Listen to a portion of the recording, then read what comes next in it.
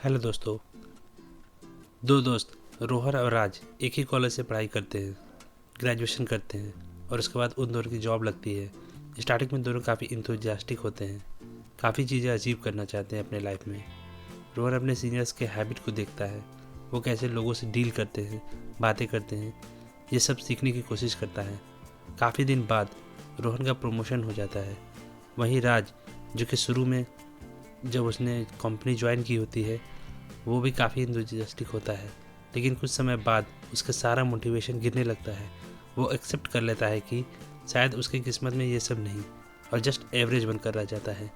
ज़्यादातर लोग उस राज जैसे ही होते हैं। जब वो अपना करियर बनाने आते हैं वो इंथुजियास्टिक होते हैं, चाहे वो कोई बिजनेस करते हैं या किसी कंपनी में ज्वाइन करते हैं, लेकिन उनका भी मोटिवेशन गिरने लगता है और वो ये बिलीव कर लेते हैं कि शायद वो ये सब अचीव नहीं कर पाएंगे और इन रिजल्ट वो हमेशा एवरेज ही बनकर रह जाते हैं। जबकि रोहन जैसे ये कहूँ, चंद लोग ऐसे होते हैं जो अपने अंदर ये बिलीव लाते हैं कि वो सक्सेस अचीव करेंगे। वो एक्टिवली लर्न करते हैं, काफ़ी अपनी गलतियों से भी और कभी सीनियर्स से भी। ज़्यादातर लोगों को पता ही नहीं होता कि वो जस्ट अपने अंदर अगर पावरफुल बिलीव डेवलप कर ले तो सक्सेस अचीव की जा सकती है, लेकिन उन्हें पता ही नहीं होता कि हमारा बिलीव काम कैसे करता है। हमारा बिलीव काम करता है I am positive I can attitude से, जो कि जनरेट करता है इनफ पावर। और जब हम ये बिलीव करने लगते हैं कि आई कैन डू इट, तो फिर हाउ टू डू इट ये काफ़ी इजी हो जाता है। चलो इसे एग्जांपल से समझते हैं। एक यंग लेडी होती है जो कि डिसाइड करती है कि वो अपना खुद का बिजनेस स्टार्ट करेंगी।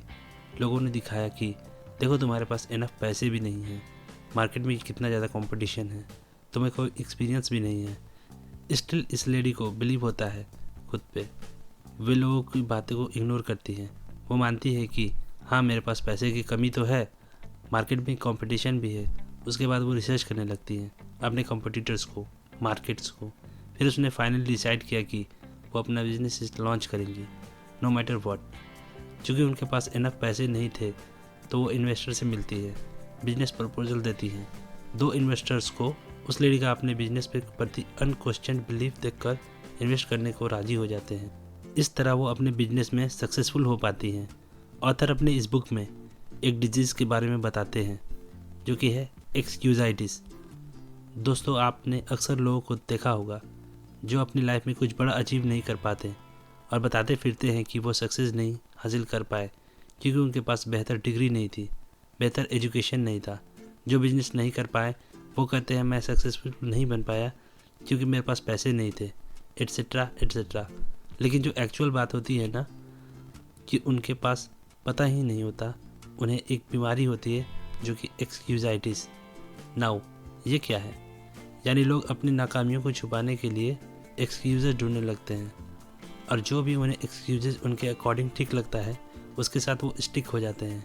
और वो हमेशा वो हर किसी को बताते फिरते हैं कि उन्हें पता नहीं कि वो रिपीट करते करते उनके सबकॉन्शियस माइंड में ये स्टिक हो जाता है हमेशा के लिए।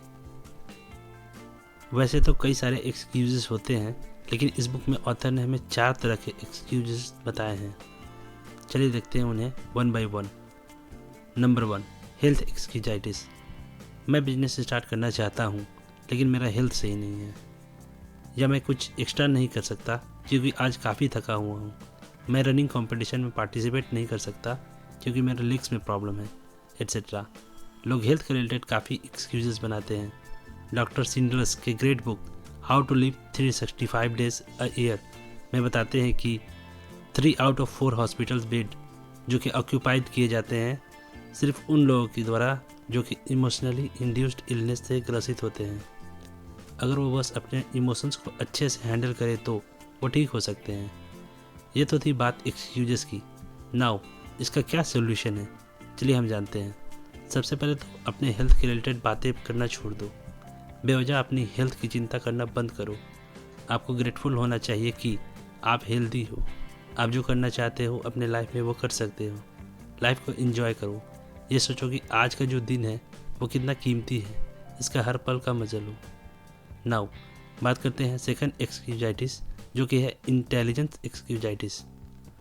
हम सभी में एक प्रॉब्लम होती है अपने इंटेलिजेंस के संदर्भ में। वो ये कि हम अपने आप को हमेशा कम करके आंकते हैं। सेकंड, हम दूसरे को अपने आप से ज़्यादा करके आंकते हैं, जबकि हमें ये समझने की ज़रूरत है कि रियल में मैटर करता है वो ये नहीं कि हमारे पास कितना इंटेलिजेंस है, बल्कि ये मैटर करता है कि आपके पास जितना भी इंटेलिजेंस है उसका आप यूज कैसे करते हो।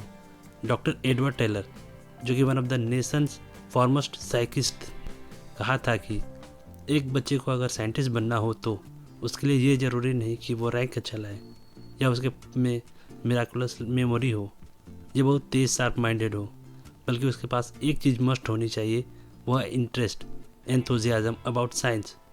कहा जाता है कि पॉजिटिव ऑप्टिमिस्टिक एटीट्यूड से एक व्यक्ति जिसके पास 100 की IQ हो वो इजीली बीट कर सकता है जिसके पास 120 की IQ तो हो लेकिन नेगेटिव और पेसिमिस्टिक एटीट्यूड हो। थर्ड एक्सक्यूजाइटिव है, जो कि है लक का। एक ट्रैफिक इंजीनियर, उसका कहना था कि हर ईयर तकरीबन 40,000 लोग की मौत होती है सो कॉल्ड ट्रैफिक एक्सीडेंट से, लेकिन एक्चुअली में उनका कहना ये था कि ट्रू एक्सीडेंट उसमें से बहुत कम होता है, जबकि जिसे हम एक्सीडेंट बोलते हैं वो ह्यूमंस की या मैकेनिकल फेलियर की वजह से ही होती है। देखो, सदियों से बुद्धिमान लोग कहते रहे हैं कि कुछ भी ऐसे ही नहीं होता, there is a cause for everything. आप जो आज बाहर वेदर देख रहे हो वो भी कुछ स्पेसिफिक कॉजेस की वजह से ही है। इमेजिन करो दोस्तों कि किसी कंपनी में 4 लोगों को सिलेक्ट किया जाता है प्रमोशन के लिए और उसमें एक को चुनना होता है, तो बाकी के 3 से पूछे जाए तो क्या कहेंगे? कोई बोलेगा कि लक का खेल है। इसका सही जवाब ये है कि वो सिंपल सबसे क्वालिफाइड होगा, उसने काफ़ी मेहनत की होगी, उसका काफ़ी अच्छा पर्सनालिटी बनाई होगी। किसी भी कंपनी की बेटर एम्प्लॉय को प्रमोट करने के लिए लॉटरी नहीं निकाली जाती। तो यहाँ बात समझने की ये है कि हमें अपने लक को लेकर उतना ज़्यादा नहीं सोचना चाहिए, हमें मेहनत करती रहनी चाहिए। जब आप मेहनत करते हो तभी लक भी साथ देता है। And last, age excusitis. जाहिर है दोस्तों, हम सब ने एक ऐसी मूवी ज़रूर देखी होगी जिसमें कोई ओल्ड एज आदमी जिसके पास कोई जॉब नहीं होती, वो इधर उधर भटकता रहता है लेकिन उसे कोई जॉब नहीं मिलती। एट द एंड वो सुसाइड कर लेता है।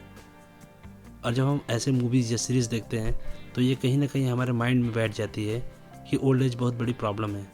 ऑथर के एक ट्रेनिंग प्रोग्राम में सेसिल नाम का एक व्यक्ति था जिसकी उम्र करीब 40 था। वो मैन्युफैक्चरर रिप्रेजेंटेटिव बनना चाहता था, लेकिन उसने सोचा कि अब क्या फ़ायदा, उसकी एज काफ़ी हो गई है।